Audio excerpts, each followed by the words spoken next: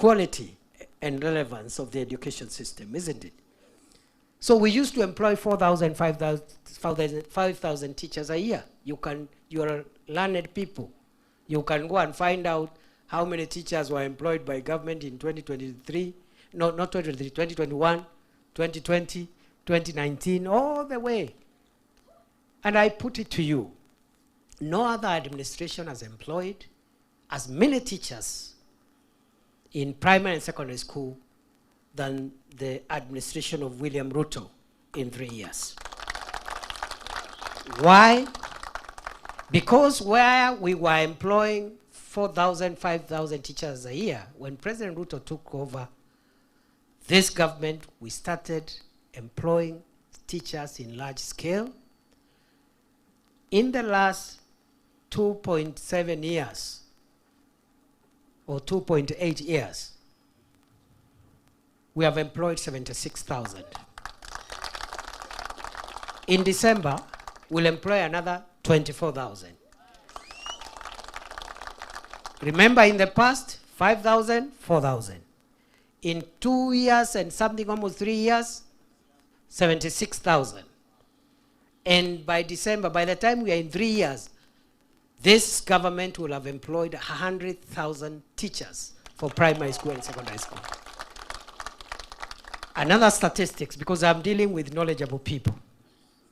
Another statistics which you can verify is between 1963 and 2022, or 2021, the number of teachers employed in secondary and primary schools were slightly over 300,000. I repeat, between 1963 and 2021, the total number of teachers in the whole country was slightly over 300,000 teachers, primary and secondary school. The William Ruto administration in 3 years will have employed 100,000 teachers, 30% of all the teachers employed since independence up to 2021. So when we are talking about 2 terms, those are the figures. And we are not talking about, I mean, you can know how many teachers have been employed in the last 2 years, 3 years, isn't it? So when we say 2 terms, we are saying 2 terms, and after 2 terms, no teacher who has qualified will be jobless. Every person with a qualification as a teacher will have a job. Isn't it? So we have so many graduates in education. Today they are jobless, they are idle, they can't feed their families. Some have been at home for 10, 12 years. They are almost entering retirement. They don't have a job. So that is a great challenge which is affecting us, and it's also affecting the quality of our education system. So I am told there are some teachers in our midst here. Yeah, so the things I'm saying, I'm not cooking them. For those of you who are not teachers, they can verify for you. Kuna teachers hapa wa GSS na senior school. So good people, there are many things we are doing there. Maybe we don't shout about them every day. In the last 3 years, we have built as a government 23,000 classrooms across Kenya. 7,000 of them through CDF, 23,000 of them through the Ministry of Education. And I want to assure you, we will go out of our way to make sure that every school has good, modern classrooms in Kenya. And that journey we are traveling, we are on course, we will reach there. That's how you modernize a country. You don't modernize a country through tribalism and nonsense. You modernize a country by making sure the education system is of high quality and is relevant, and many children have access to it, and other interventions. I don't have time to speak about everything, but those are some of the interventions in the tertiary education. You know, I'll just speak of 3 things in 2 minutes. In the tertiary level, the technical institutes and polytechnics and so forth,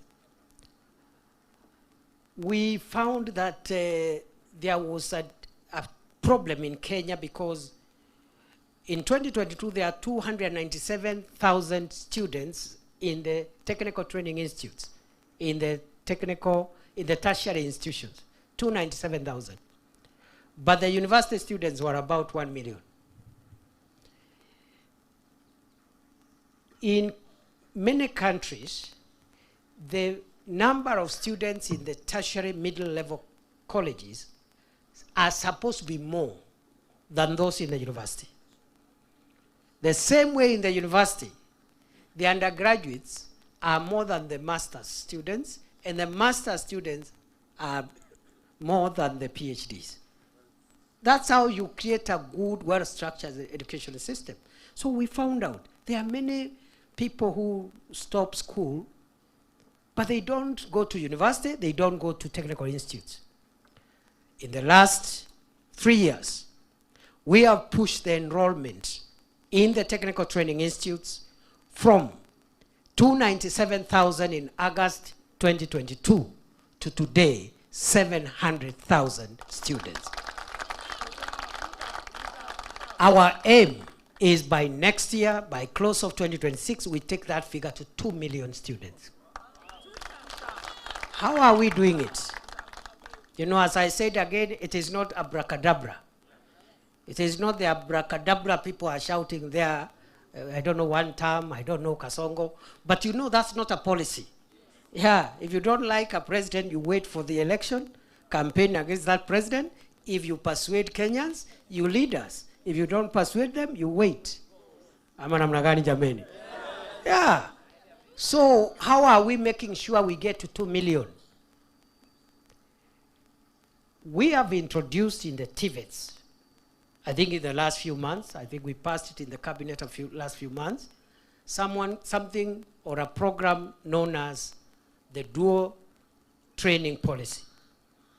You spend some time studying theory, but you cannot graduate until you have some practical attachment in a practical project related to the course you're studying, so that when you come out, you are of better quality, isn't it? You cannot be an electrical engineer who has just been taught, you have a certificate in electrical engineering, but you have just been taught about electrical science in theory.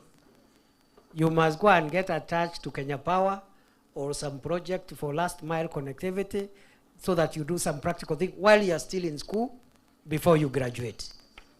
Then we have introduced something called recognition of prior learning. Because again, that TVET skills, that TVET space mainly is for skills. It's not theoretical knowledge.